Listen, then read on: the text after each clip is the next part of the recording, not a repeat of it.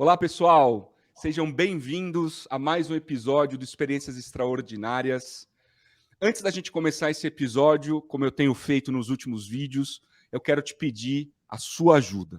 Eu queria pedir para que você nos ajude a levar o conteúdo do Experiências Extraordinárias para o máximo de pessoas que nós pudermos.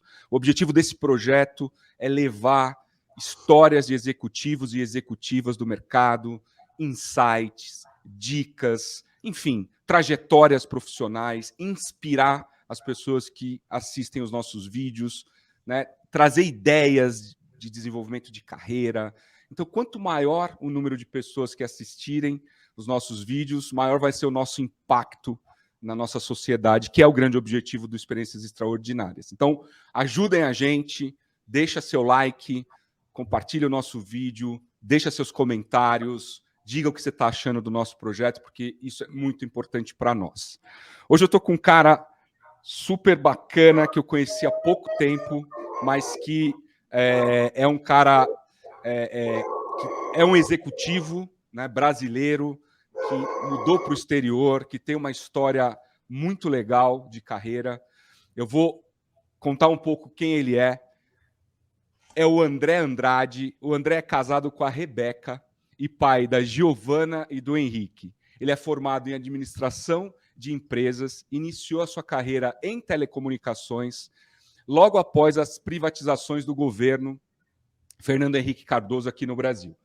Trabalhou 13 anos nas operadoras Claro e Oi, e depois se juntou à Movile, e é um dos primeiros unicórnios brasileiros.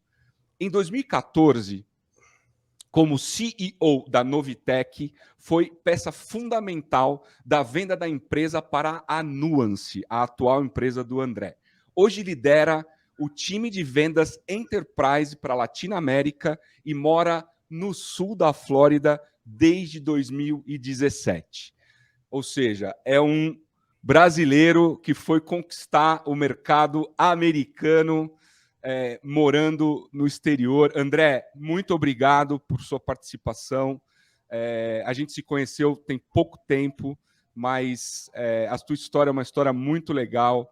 As nossas empresas são parceiras, o que também é muito legal ter você aqui. É muito bacana contar com a sua presença. Melhor do que eu falar de você, é você falar de você. Conta pra gente um pouco quem é o André, o que você está fazendo aí na Flórida. Conta um pouquinho para a gente, André. Primeiro, deixa eu te agradecer o convite. Desde que a gente se conheceu, e só um comentário. Você sabe que você foi o primeiro parceiro barra cliente que eu tive presencialmente juntos aí em São Paulo depois de 2 anos vivendo que legal! lockdown, pandemia e tudo. Então, Porra, que honra, cara!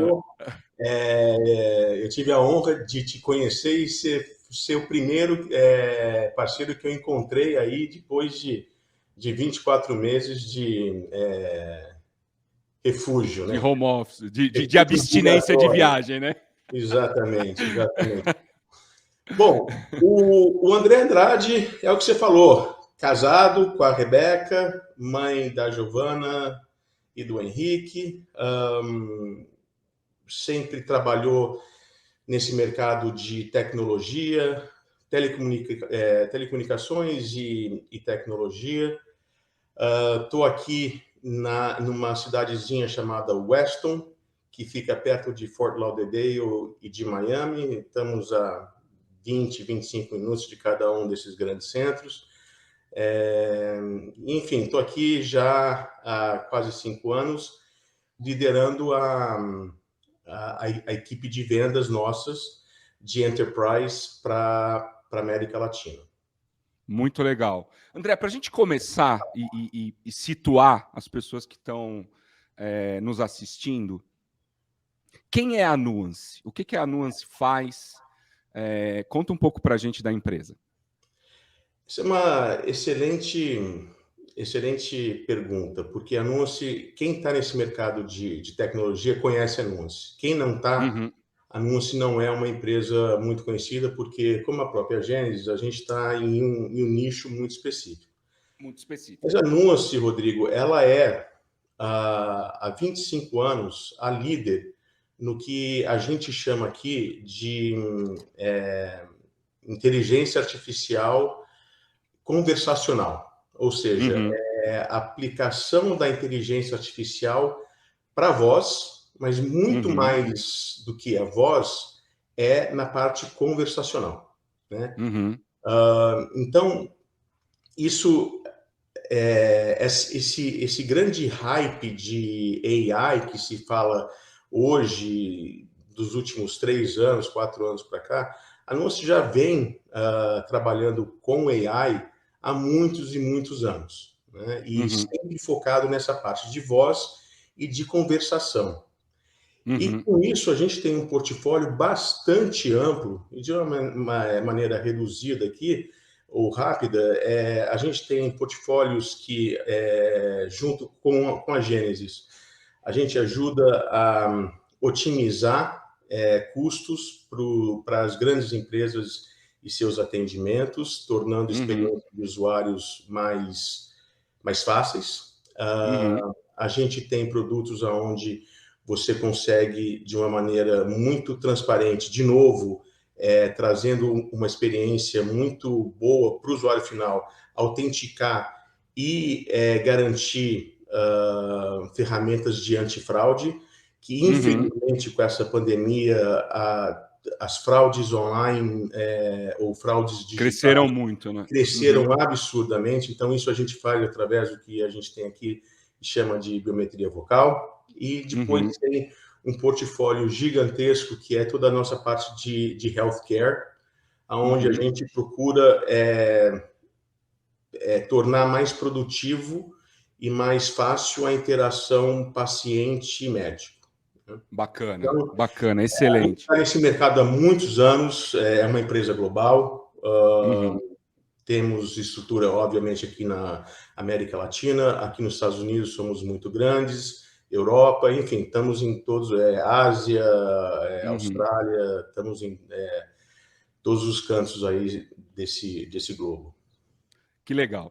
Eu normalmente começo o Experiências Extraordinárias, André, perguntando como você começou sua carreira, mas no seu caso eu queria inverter um pouco.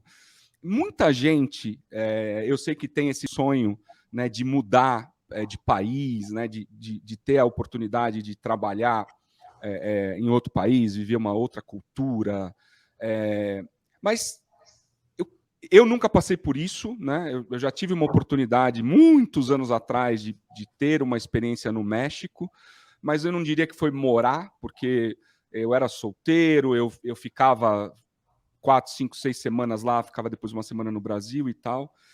Primeira pergunta que eu queria te fazer, como é que surgiu a oportunidade de você morar fora? E já complementando, quais foram os principais desafios, ônus e bônus que você teve nesse movimento de carreira? Acho que essa é uma pergunta bastante relevante. No meu caso, eu já conhecia a cultura americana, eu já conhecia o que era viver aqui. O meu pai foi da IBM durante muitos anos, 27 anos. E ao longo dessa carreira dele pela IBM, ele foi transferido aqui para os Estados Unidos 2 vezes. Uma vez lá no comecinho dos anos 80, eu era pequeno, e a gente morou aqui em Boca Raton, quer dizer... Pertinho de onde você está hoje. Eu pego a estrada rumo ao norte, em 20 minutos eu estou em Boca Raton. Então, é muito interessante isso. E a segunda vez a gente morou no estado de Nova York, onde eu fiz metade da minha universidade. Então, eu já conhecia o que era morar aqui nos Estados Unidos. E a minha esposa também. A Rebeca já tinha morado aqui durante 4 anos. Então, a gente, como família, a gente já conhecia como era a cultura americana. E era uma cultura que nos agradava. A gente sabia que tem todos os desafios e seus prós e contras, mas a gente sabia que no final a balança pesava mais para os prós, e a gente tinha uma intenção em algum momento de vir para cá. Então, é um pouco diferente de alguém que nunca tenha vivido a experiência de morar. Como é que surgiu essa oportunidade, né? Quando a Nuance comprou a Novitec, eu decidi permanecer na Nuance, nesse projeto que a Nuance tinha de expandir o negócio Novitec para a América Latina. Continuei aí em São Paulo por mais 2 anos, onde a gente não só expandiu o nosso negócio para as 4 grandes operadoras brasileiras, mas a gente também expandiu para a América Latina. Então, eu contratei equipe, começamos a fazer um trabalho de fechar parcerias com operadoras espalhadas pela América Latina. E a América Latina tendo sucesso, eu disse o seguinte: olha, eu tenho um plano pessoal, tenho um plano profissional de me mudar para os Estados Unidos. E eu gostaria de continuar gerenciando a América Latina da Flórida ou de Miami, né? Que é conhecido como a capital da América Latina para os Estados Unidos. Era uma época que eu estava indo demais para o México, para os países da América Central, e a logística de voos do Brasil é muito complicada para essa região. O México não, mas o voo é muito longo, e daqui a logística é super fácil. Né? Aqui de Miami, é um hub, né? É um grande hub. Aqui de Miami você voa praticamente para... Bom, acho que eu diria todos os países da América Latina, e a grande maioria deles são voos mais curtos do que voos saindo lá de São Paulo. Então, a empresa topou, a empresa foi assim 100% anúncio. Durante o meu processo de transferência, foi assim, eu não tenho nada a reclamar, foi espetacular, me deu todo o apoio necessário, e no meio de 2017, a gente chegou aqui. Legal. Prós e contras, cara, assim, de novo, só voltando lá, eu tinha morado aqui, como eu te disse, pequeno, depois fiz faculdade, mas eu nunca vivi como chefe da família, né? Eu sempre eu estava morando em casa, e o meu pai era a pessoa que cuidava de tudo. Então, você chega aqui, tem uma série de coisas que você tem que se adaptar. Eu não conseguia entender como se paga uma conta aqui, né? Porque aí no Brasil é muito fácil, a conta vem com código de barra, a gente lê o código de barra, ou digita o código de barra e pronto. E pronto. Conta. Aqui é completamente diferente, né? Aqui você tem outros mecanismos. Então, assim, é um processo de adaptação que você tem que aprender. Obviamente que você chega em cidades como Weston, que eu estou aqui agora, é um pouco mais fácil, porque tem outros brasileiros aqui, tem outros latino-americanos aqui, e você acaba tendo ajuda, eles te dão alguma orientação.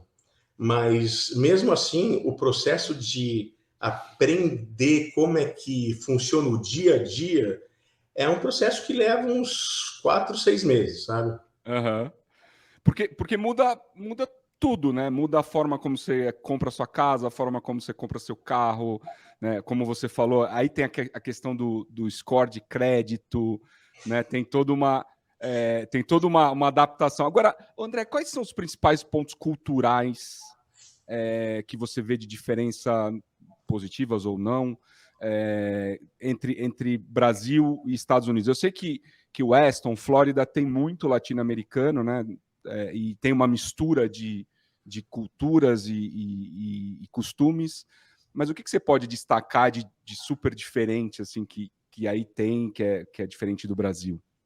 Olha, Rodrigo, é o que você disse. O Weston não é muito referência, porque existe uma mistura de culturas de tudo, de todos os países da América Latina, né? Então, temos muitos latino-americanos aqui de todos os países que você possa imaginar.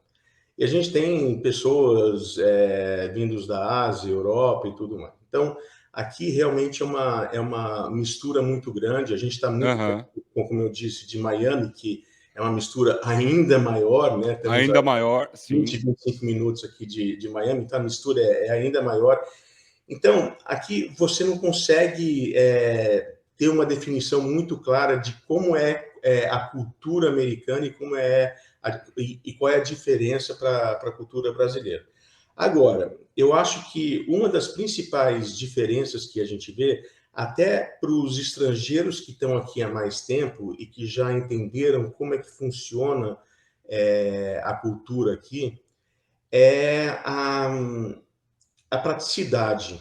Aqui, até numa interação pessoal, a praticidade reina, sabe?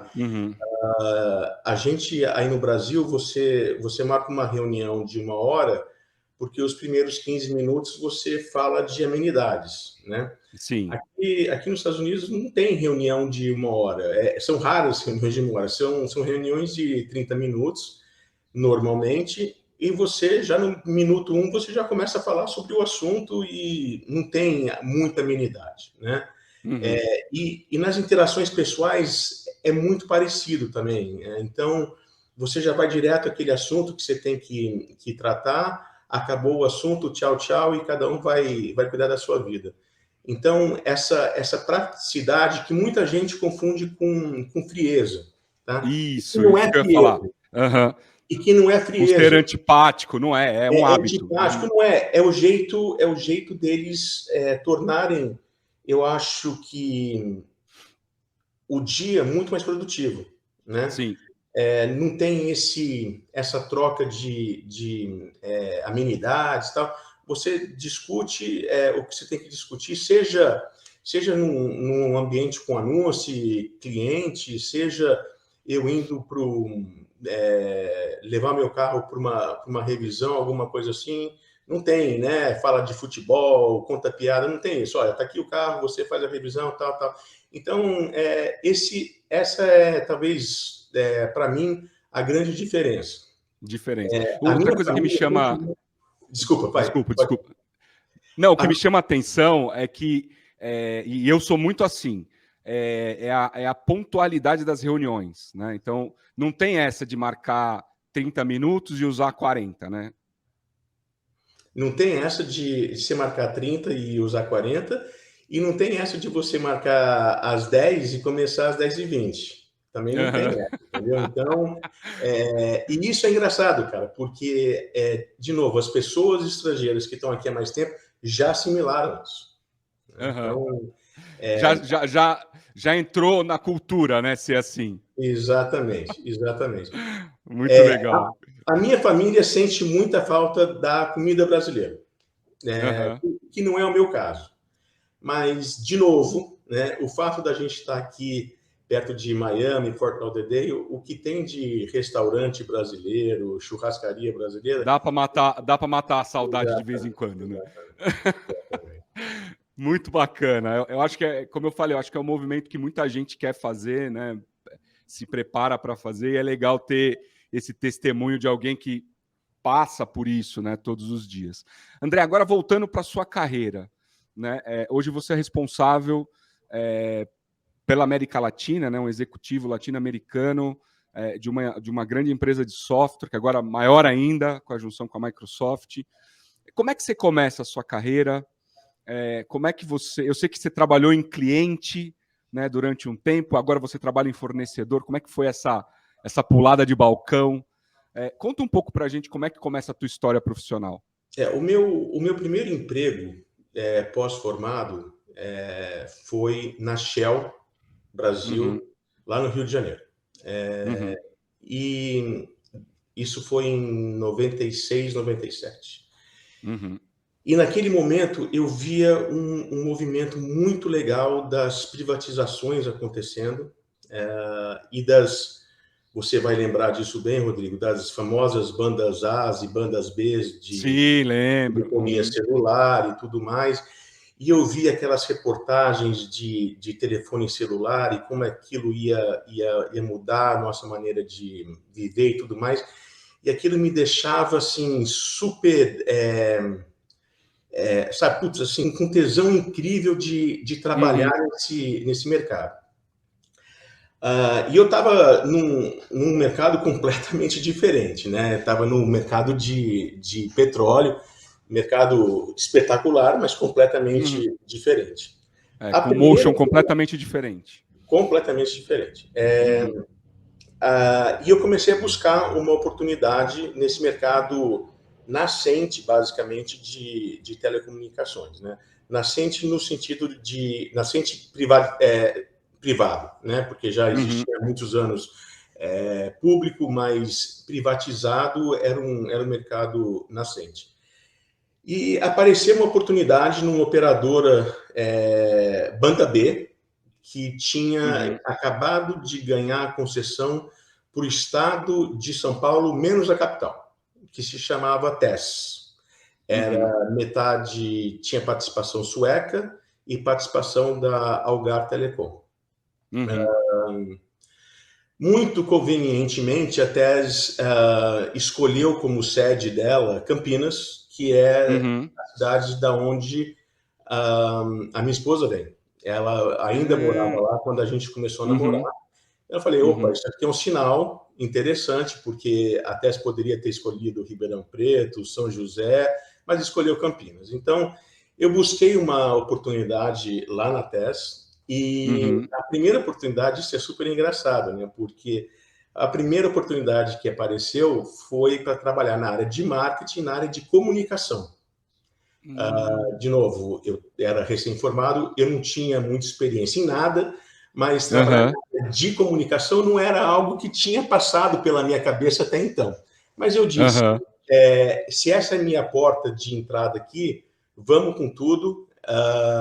Depois de algum tempo, eu tento fazer algum movimento para alguma outra área que seja mais do meu interesse.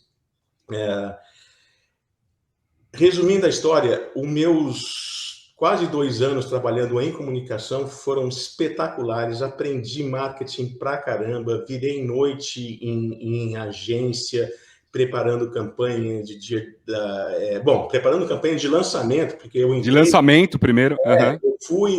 Eu fui funcionário 33 da TES, né? Então, preparando toda a campanha de lançamento, toda a parte de folheteria, material, depois as campanhas de Natal, Dia das Mães, Pais e tudo mais. Foi uma experiência espetacular, aprendi demais.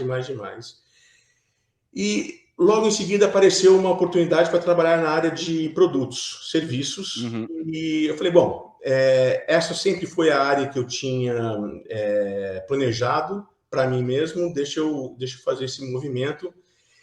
E desde aquele momento, eu basicamente trabalhei nos últimos 11 anos, dos 13 anos que eu trabalhei nas operadoras, e só fazendo uma correção rápida, Rodrigo, foi Claro e Vivo. Eu nunca trabalhei para Oi, apesar de ter muitos amigos e adorar o Oi como cliente. Mas foi Claro e Vivo, tá? Claro e Vivo. Mas desde aquele primeiro movimento que eu fiz ainda pela TES, eu passei a trabalhar na área de produtos e serviços das duas operadoras, Claro e Vivo. Logo depois, o Grupo América Móvil chegou com um apetite muito grande aí no Brasil, comprando a TES, comprando a BCP, a Claro Digital, que era lá no Rio Grande do Sul, a Mericel, que era Centro-Oeste, depois a BCP Nordeste, e aí a TES virou Claro, né? A TES faz parte de uma das várias operadoras que o Grupo América Móvil comprou e que virou Claro. Seguindo aqui, fizemos o projeto GSM pela Claro, super bem sucedido, e devido ao projeto GSM que eu fiz na Claro, 2 anos depois, a Vivo tomou a decisão de também fazer o seu projeto GSM. Né? E Uhum. a Vivo tinha, você também vai lembrar dessa sopa de letrinhas aí, a Claro era TDMA, a Vivo era CDMA. Eu me lembro disso. A Vivo demorou um pouco mais para tomar essa decisão, porque o CDMA tinha um roadmap ali mais longo do que o TDMA tinha, mas, enfim, resumindo a história, a Vivo também tomou a decisão de fazer o overlay deles, fazer a migração para a rede GSM, e eu fui convidado a entrar, a me juntar à Vivo, também na área Uhum. de produtos, para fazer esse projeto GSM lá na Vivo. Né? Uhum. Isso foi em 2006, fiquei na Vivo até 2010, e aí já começa um pouco aqui do nosso bate-papo e algumas dicas, né?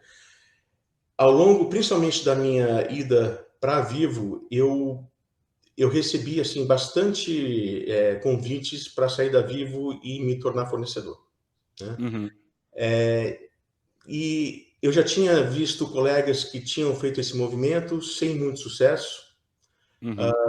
Muitas dessas empresas eram empresas pequenas e que eram aventureiras e queriam um lucro muito rápido, depois basicamente sumiam, ou faltava organização, faltava Uhum. governança, Estrutura. Uhum.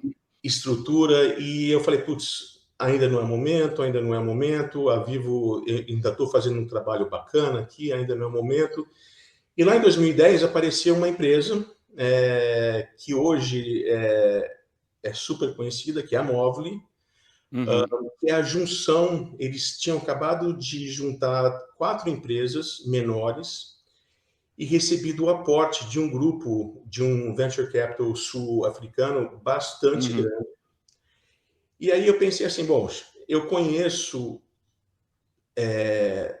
todos os fundadores dessas empresas menores que hoje formam a Movile. Esse grupo sul-africano é um grupo muito grande, com Uhum. investimento pelo mundo inteiro, e certamente está trazendo para a Movile a obrigação de se estruturar, a obrigação de ter governança, de ter metas, enfim, tornar realmente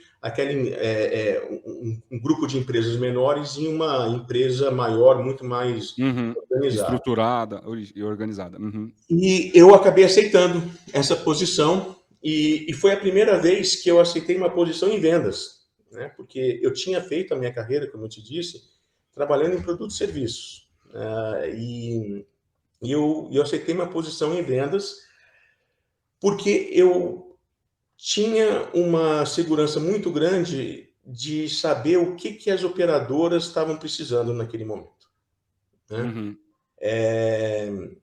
Então, eu tinha essa convicção de que eu ia conseguir agregar valor tanto para a Movile quanto para essas empresas, levando para elas o que elas estavam buscando naquele momento. Uhum. Mudei de lado, fui para a Movile e tive, de fato, um primeiro período lá na Movile bastante bem sucedido, onde eu consegui, junto com todo o time lá da Movile, mudar a nossa estratégia. A Movile estava focada em B, eu falei, gente, vamos focar em A aqui, porque eu vim de lá agora, eu sei que B não é o Uhum. que eles estão buscando, o que eles estão buscando é A, e se a gente chegar com A, ninguém mais está chegando com essa oferta que a gente pode chegar. Então, vamos mudar a nossa estratégia. Mudamos a estratégia e foi super bem sucedido, né? Então, assim, foi muito, Ou muito seja, bom. já chegou chegando, né, na área de Já vendas. cheguei chegando e me deu assim, eu fiquei muito gratificado com os resultados que a gente estava conseguindo Aham. ter, né?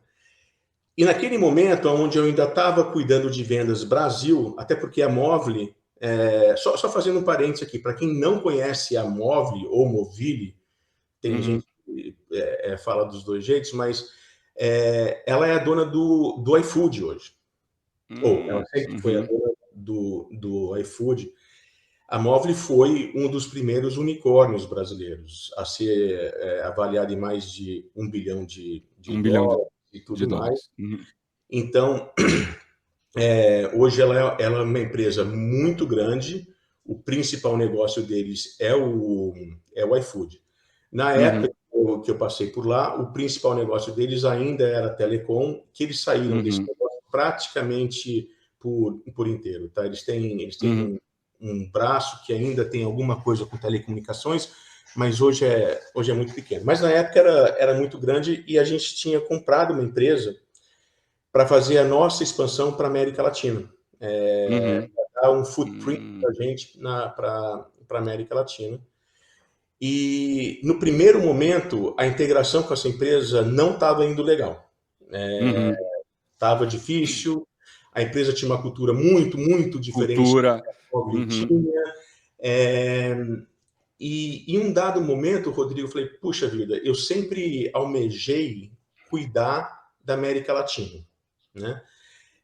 Não necessariamente em vendas, eu me imaginava lá no início da minha carreira sendo um cara de produtos ou de uma unidade de negócios responsável por um P&L, mas cuidando não só de Brasil, mas Latam também.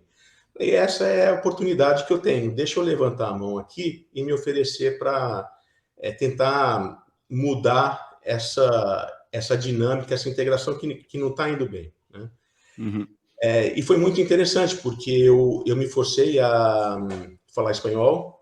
Vocês estão vendo, a minha cachorra fez uma aparição aqui, relâmpago. Chegaram aí as... A cachorrinha fez uma aparição relâmpago aqui.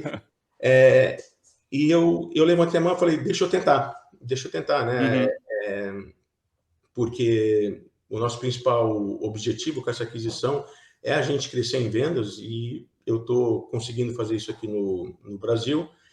E eu fui dado esse papel, e eu comecei a viajar para Argentina, Colômbia. Na época a gente tinha até Venezuela, México, e eu fui obrigado a aprender a falar espanhol na marra. Na marra.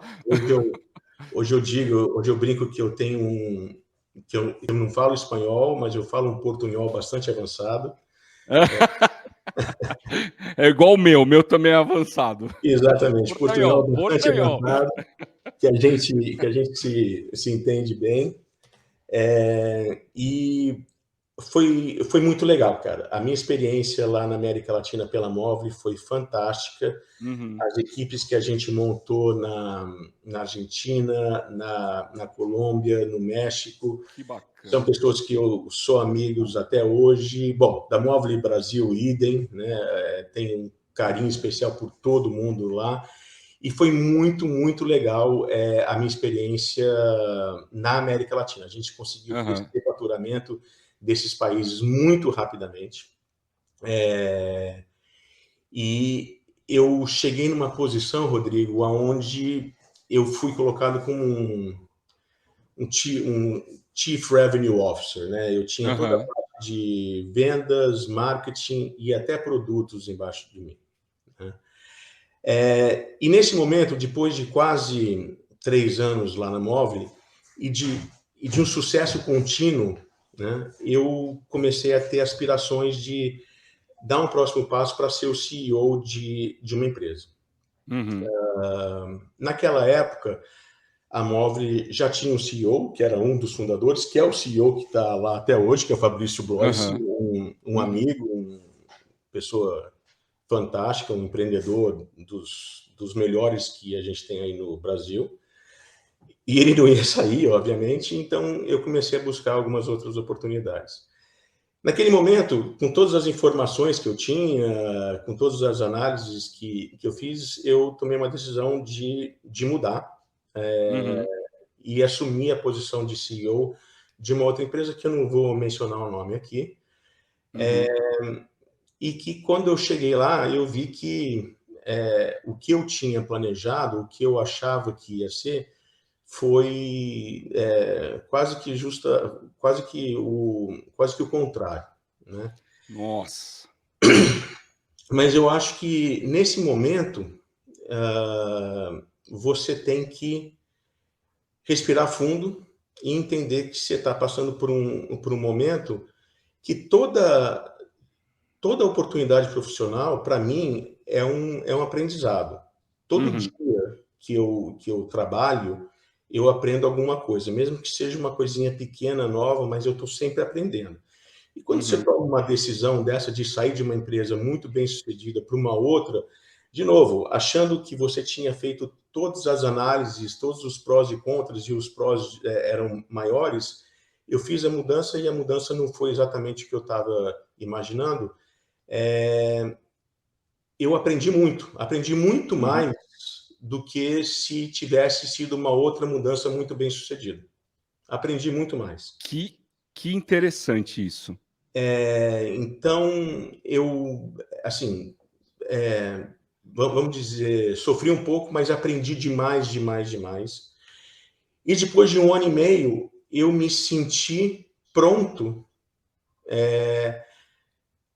com uma bagagem de aprendizado que eu não tinha antes. Eu me senti pronto a aceitar o convite da Novitec, que era uma empresa que eu conhecia há 10 anos, conhecia os fundadores, pessoas assim maravilhosas, realmente 3 fundadores que eu tenho uma admiração e uma amizade profunda por eles, e eles foram sempre muito abertos comigo. Olha, queremos começar a profissionalizar a estrutura da Novitec, até porque queremos vender essa empresa em algum dado momento não muito distante, né? E eu entrei lá na Novitec com essa bagagem, uma bagagem que eu não tinha, né? Depois desse 1 ano e meio não muito bem sucedido. E na Novitec, eu acho que eu pude colocar em prática tudo aquilo que eu tinha aprendido e foi muito legal. Foi muito legal, como eu disse no começo do nosso bate-papo, a gente conseguiu expandir o produto Novitec para as 4 operadoras brasileiras, para as 4 grandes operadoras brasileiras. E 2 das quais você já tinha trabalhado, né? 2 das quais eu já tinha ajudado. trabalhado. E a gente chamou a atenção de uma empresa americana chamada Nuance. A Nuance tinha, na época, um produto que era muito forte para eles, que era o Voicemail to Text. Então, eles pegavam o áudio do voicemail e te entregavam via SMS transcrito. A tecnologia Nuance entrava nessa transcrição do áudio para texto e depois a operadora te entregava isso via SMS. Uma maneira mais prática e rápida de você ler de você recuperar os seus recados. As suas mensagens. E a Novitec era a plataforma de voicemail das 4 operadoras brasileiras. A Novitec ainda é o grupo Bimob que tem esse negócio, ainda tem o voicemail das 4 operadoras brasileiras. Mas a Nuance viu naquilo uma aquisição bastante sinérgica, onde a gente poderia potencializar o produto de voice to text deles, por ter o nosso voicemail, né? E também fazer uma expansão para a América Latina, colocando o voicemail e o produto de voice to text. E foi aí que a Nuance se interessou. Foi um processo... A gente fala sobre o processo de Microsoft aqui também, que durou quase 1 ano. O nosso processo de vendas foi aí uns 6 a 9 meses também. Foi um processo super rápido. Tem toda uma diligência que tem que se fazer, enfim. Eu tive em Boston, que é onde é a sede nossa aqui, 2 vezes. Assim, é um processo longo, mas a venda foi muito bem sucedida, e eu decidi ficar na Nuance. E aí a gente volta ao ponto da onde a gente tinha começado. Eu decidi ficar na Nuance, fiquei mais 2 anos em São Paulo, tomando conta desse negócio que a Nuance tinha comprado para a América Latina, como GM desse negócio para a América Latina. Como a América Latina tinha ganho tração, eu fiz esse movimento para cá, com total apoio NUAS, como eu te disse. E, enfim, de lá Cara, eu estou chegando aqui nos Estados Unidos. Eu tive a oportunidade de ter uma experiência maravilhosa. Eles me convidaram para, enquanto eu era GM desse negócio, uhum. no paralelo, assumia a gestão do negócio de vendas de enterprise para as telcos aqui nos Estados Unidos. Então, eu tinha uma equipe Olha que. pequena, mas de Uhum. vendedores americanos, pessoas super sêniores, muito experientes. E eu conheci um pouco, durante um ano, eu conheci um pouco do que gerenciar, ou o que é trabalhar Fazer negócio aí, né? Com clientes daí. construção, Uhum. Verizon, AT&T, Uhum. Comcast, T-Mobile e tudo mais. Então, foi uma experiência super rica para mim, e eu vi que é muito diferente, né, do que o que a gente estava A acostumado gente tem lá. na América Latina, né? Tem Cara, diferenças boas e diferenças claro, ruins. claro. É É uma muito questão diferente. cultural. Uhum. André, Exatamente. que trajetória legal, cara. Eu tô aqui escutando a tua trajetória e vendo vários ensinamentos, né? Vários, mas queria destacar dois. Primeiro, a sua vinda para a área de vendas, né? Que muita gente ainda hoje fala, que a pessoa nasce vendedora, né? E eu discordo disso. Eu acho que vendas é um processo, vendas é dedicação, né? Vendas é conhecimento do que você está vendendo, né? De como você encaixa o seu produto para resolver um problema de um cliente. Né? Eu acho que você é a prova de que isso é verídico. Né? Você não começou sua carreira em vendas, né? Você veio para vendas e se tornou um executivo de vendas. Eu não Então, posso isso concordar mais, cara. Assim, é, eu concordo 100% contigo. Então, assim, eu escuto muito, né? Hoje em dia escuto menos, mas eu escutava muito, esse aí nasceu para ser vendedor, esse aí vende até a mãe, esse aí não sei o quê. Né? Eu acho que se você está escutando a gente, né, e se você tem esse paradigma sobre vendas, saiba que qualquer pessoa pode ser vendedor. Né? Desde que conheça o produto, desde que tenha dedicação, desde que, enfim, como qualquer outro trabalho, né? Já não cabe mais aquele vendedor, né, super, aquele caricato, né, aquele cara super expansivo que chega, abraça, né? Esse cara já não é mais o vendedor que se procura no mercado. Esse é o primeiro ponto. O segundo ponto foi essa sua mudança para essa empresa, né, que não foi boa, entre aspas, né? Ou seja, você estava lá numa empresa super legal, se desenvolvendo, né? E de repente tomou uma decisão de mudar, mas fez do limão uma limonada. Esse é o ponto, né? Exato. Porque você sair da empresa onde você estava para chegar numa outra empresa e encontrar uma coisa que não era aquilo que você estava esperando, né? Por si só já é um grande aprendizado, né? Até do que você não fazer, do que você avaliar numa próxima, né? Então, cara, parabéns pela sua trajetória. Realmente, assim, muita coisa legal que eu acho que vai inspirar muita gente. Não, O obrigado. Muito experi... obrigado, Rodrigo. Deixa eu só te colocar um ponto importante aqui com relação a vendas. Eu acho que é um ponto que eu acredito muito. O meu sucesso em vendas, eu acho que ele se deu porque eu, durante a primeira metade da minha carreira, eu fui cliente. Uhum. E eu conseguia, depois que eu fiz a mudança para fornecedor, eu trouxe comigo a bagagem de como, pondo o chapéu do cliente, o que o cliente precisa, o que o cliente Uhum. quer, o que você, como fornecedor, pode agregar para aquele cliente, né? Uhum. Não adianta chegar lá e falar assim, olha, está aqui o meu portfólio, o que você precisa?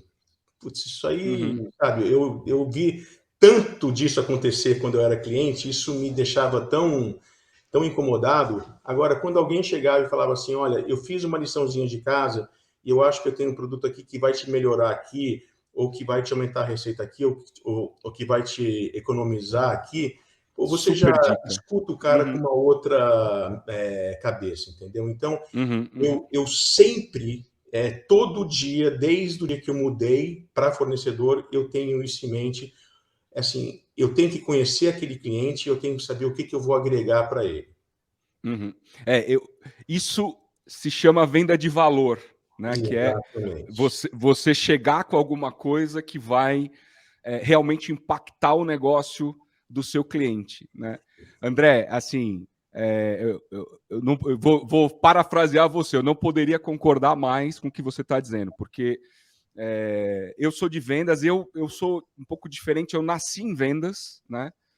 Já nas meus primeiros trabalhos, lá com 16, 17 anos, eu já estava em vendas, mas eu sempre carreguei isso comigo, né? Que é essa questão de você entender a dor que o seu cliente tem, não importa o que você vende, né? E tentar ajudar de uma forma legítima. Né?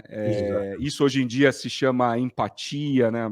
A gente tá com essa palavra muito, vamos dizer, em voga por conta da pandemia e tal. André, eu ficaria conversando aqui com você mais um tempão. O Experiências Extraordinárias tem uma coisa muito interessante. Nós já estamos aqui há 50 minutos, quase, e eu ainda tinha aqui um monte de coisa que eu queria te perguntar, mas a gente precisa encerrar para poder garantir que as pessoas possam assistir esse episódio inteiro.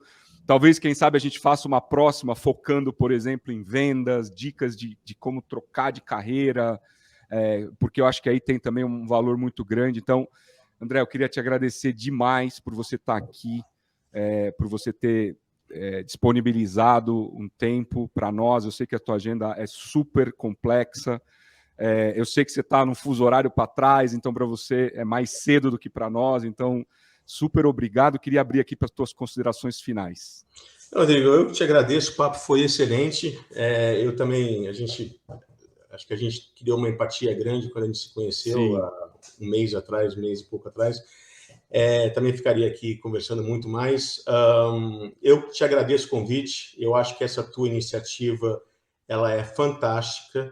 Ela deixa um conteúdo muito, muito rico para todo mundo que está fazendo carreira, principalmente carreira em corporações, em grandes empresas, e em empresas menores também, mas ela deixa conteúdos muito, muito valiosos. Que é um aprendizado que normalmente você não tem nas faculdades ou em livros. Então, mais uma vez, obrigado e parabéns pela iniciativa, Rodrigo. Obrigado, André. Pessoal, obrigado por terem assistido o nosso vídeo. Por favor, nos ajudem a divulgar esse projeto. É um projeto que está sendo feito com pessoas como o André, que disponibilizam o seu tempo para poder dividir as suas experiências profissionais, trazer dicas, insights, enfim. Quanto mais pessoas a gente recebe aqui, mais eu me apaixono por fazer parte dessa iniciativa e mais eu aprendo. Porque toda vez que a gente tem um papo aqui, eu também aprendo com os nossos convidados e com as nossas convidadas. Então, ajuda a gente a divulgar esse projeto. Até o próximo episódio e fiquem bem.